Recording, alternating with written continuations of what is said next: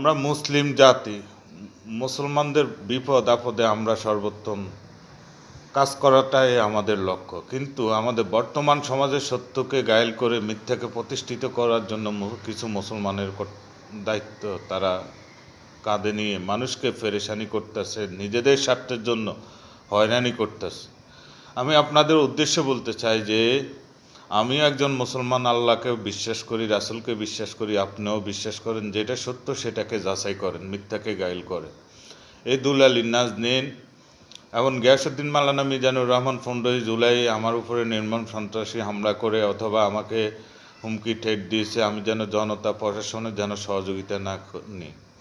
অতএব আমি ইনজুরি হওয়ার পরে দিয়ে ঢাকা বিভিন্ন জায়গায় ঢাকা মেডিকেল চিকিৎসা করি, ওইখানেও তার জন্য আমি কোনো শান্তি পাই না। আমি ঢাকার বাইরে আসি, বিভিন্ন জায়গায় যাই। এখন লক্ষ্মীপুরে আসার পরে দিয়ে এবং হেমায়তপুরে সে বিভিন্ন আমাকে সন্ত্রাসী বাহিনী দিয়ে বিভিন্ন জিম্মি হুমকি, বিভিন্ন ঠেট, বিভিন্ন অপপ্রচার।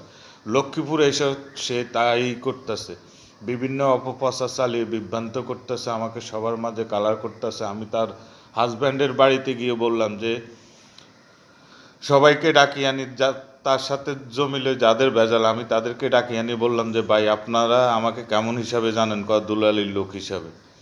কিন্তু এই দুলালী নাজনীন বলতেছে আমি তার শত্রুপক্ষের সাথে হাত মিলাই টাকা খাই, তাকে বিভ্রান্ত করতেছে। আসলে আমি সবাইকে তার শ্বশুরের সামনে ডাকিনি, বললাম যে আমি আপনাদের সাথে কোনো যোগাযোগ অথবা অর্থ লেনদেন হয়েছে কি না, তারা বলছে না।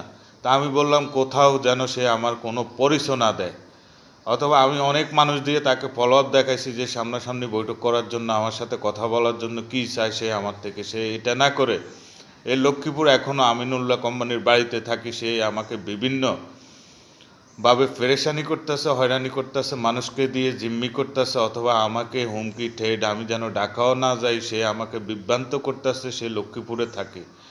তাই আমি বলতেছি যে সত্যকে আপনার প্রতিষ্ঠিত করেন, মিথ্যাকে গায়েল করেন, আল্লাহকে সাক্ষী রেখে, রাসূলকে সাক্ষী রেখে, অথবা আল্লাহর কসম আপনারা তাকে গায়েল করেন। আমি প্রশাসনিকভাবে কোনোভাবে কোনো সহযোগিতা নিতে পারছি না তার সন্ত্রাসী বাহিনী এবং তার কার্যকলাপের কারণে।